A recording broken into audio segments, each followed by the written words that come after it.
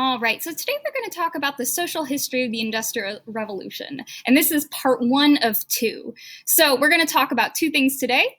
We'll see that on the next slide. We're going to look at urbanization, or the movement of mass amounts of people to cities, which is one of the really big trends during the Industrial Revolution. And we're also going to look at the development/expansion of an urban middle class. We're going to talk about the working class in Social History of the Industrial Revolution, part two, which is next time. All right, so let's talk about urbanization first. So as we know, right, cities existed prior to the Industrial Revolution. It expanded them, but it didn't create them. We saw, for example, right, the role of Paris in the French Revolution. But cities prior to the Industrial Revolution were more centers of government, centers of trade. You think about Amsterdam in the Dutch Republic, for example. But in the Industrial Revolution, so in the 19th century, cities became centers of industry and manufacturing. And a lot of this has to do with changes in technology that we've already seen, right? So with the invention of the steam engine, factories didn't have to be located near sources of water. You could just plop them in the middle of a city where there is no river, for example. So that's where all the people are. Put the factory there, workers come there, and then you have a ready-made labor force, right? And then, of course, that brings more people to the cities, so the cities grow and grow.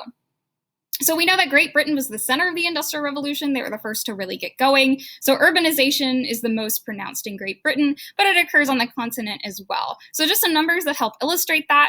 So between 1800 and 1850, London's population more than doubled, growing from 1 million to nearly 2.5 million. And just to foreshadow a little bit, think about that, what that might do to life in a city, right? How fast can they build new sewer systems to keep up with a city more than doubling in 50 years? Think about that.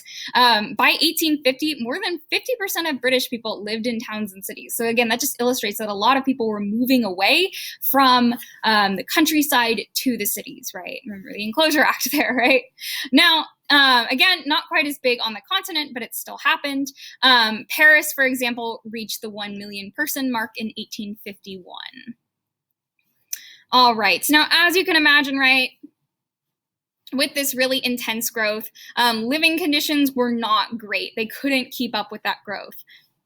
Living conditions were infamously poor, especially if you were a poor person or if you were a working class person.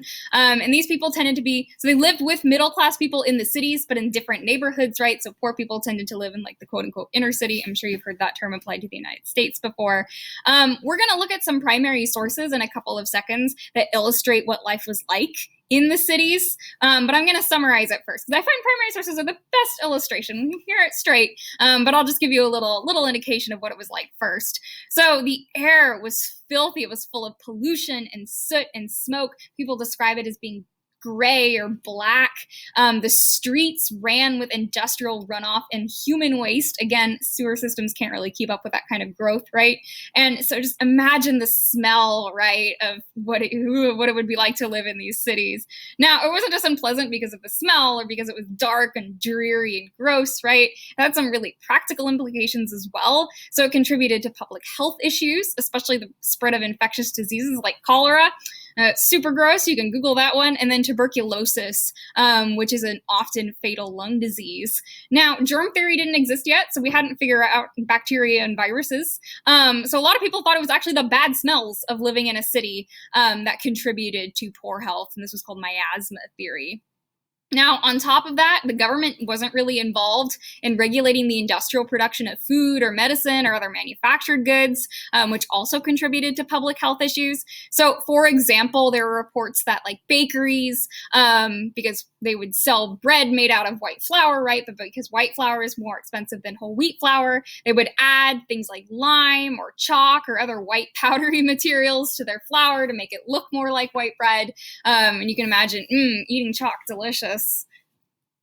All right. So as I mentioned, primary sources really provide the best illustration of what life was like in the cities during this time. So we've already seen a little bit about Manchester. This is one of the most famous books about sort of industrial Manchester in the 19th century. And it's actually written by a German. So if you think about the sourcing on that, right, we've got this German coming to Great Britain and really observing something that was really, really not something that he had seen at home, shall we say. And interestingly enough, you'll find out as you read this, think about how sympathetic he is to the working class. This guy here, Friedrich Engels, he actually wasn't working class himself. He was really wealthy. He's a member of that new industrial middle class. His father was a manufacturer, and in the early 1840s, when Friedrich Engels was really young, his father sent him to Manchester to go observe the company's factories. And Engels was horrified. So take a look at what he saw in this new industrial city. Everywhere, half or wholly ruined buildings, some of them actually uninhabited, which means a great deal here. Rarely super crowded, right? Rarely a wooden or stone floor to be seen in the houses, almost uniformly broken, ill-fitting windows and doors, and a state of filth, right?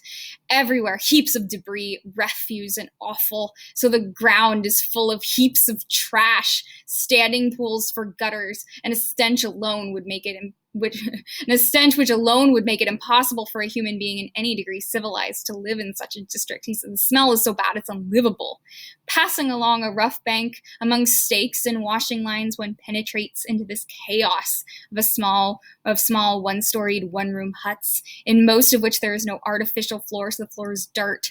Kitchen, living, and sleeping room all in one. And think about that, these are huge, enormous families. There's no birth control yet, living in these tiny one-room huts.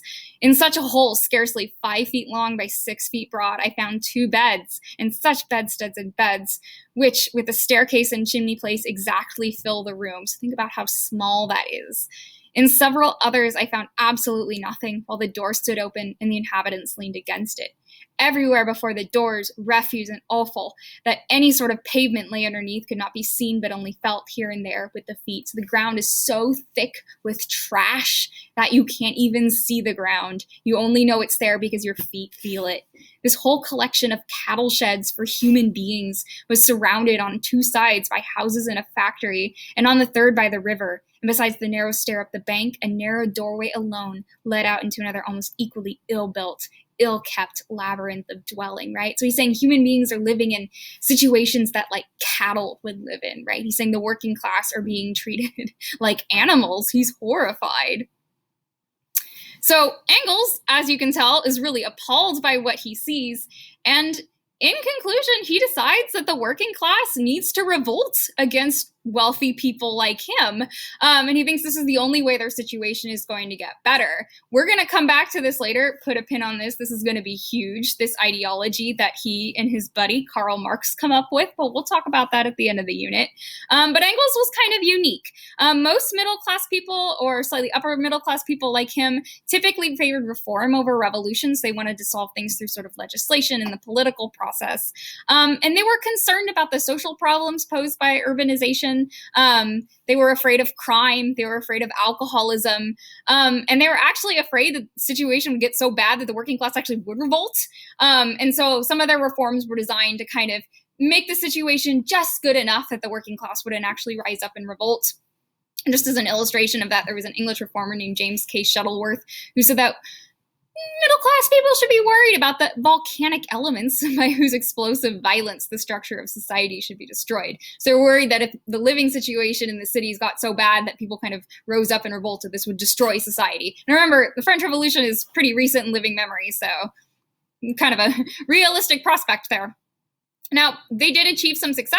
So by the middle and end of the 19th century, reformers did pass some new public health and safety legislation. So for example, in Britain, a National Board of Health was created in the 1840s, and then a Food and Drug Act, which regulated food and drug products and made it harder for them to be adulterated, was passed in 1875.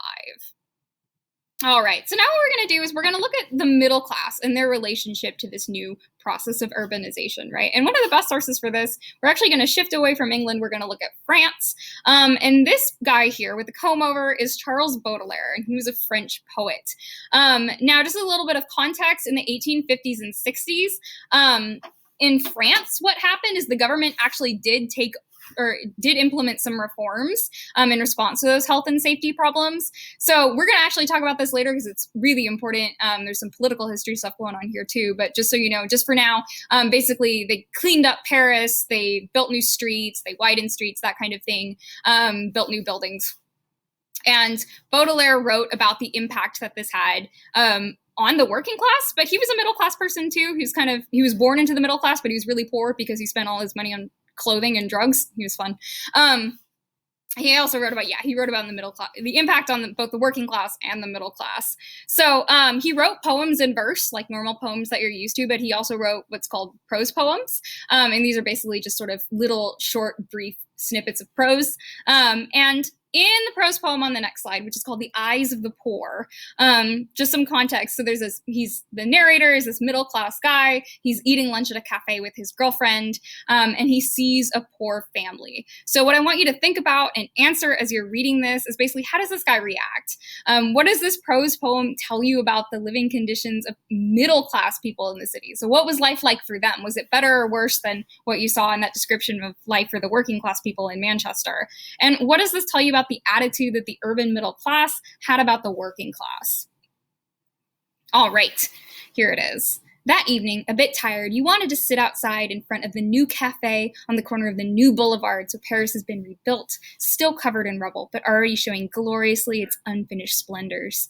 The cafe sparkled with light. The gas lamps themselves radiated all the warmth of a new day, and with all their strength brightened the blinding white walls, the dazzling faces of the mirrors, the gilded to their gold, but fake gold, keep that in mind, moldings and cornices, the errand boys with chubby cheeks trailing behind their leash dogs, the ladies laughing at the falcons perched on their fists, the nymphs and goddesses carrying on their heads fruits, pâtés, and game meats, the Hebes and Ganymedes, so he's referencing Greek mythology there, presenting with outstretched arms a little amphora, a Bavarian cream, or a two-toned obelisk of a selection of ices, all history and mythology put into the service of gluttony. So what's life like for the middle class? How is that different, right? Just in front of us, on the roadway, was planted a brave man of some 40 years, with a weary face, a grizzled beard, holding the hand of a little boy, and carrying in his other arm a small child too weak, probably from hunger or illness, to walk. He was playing the nanny and taking his children out for some evening air, all in rags.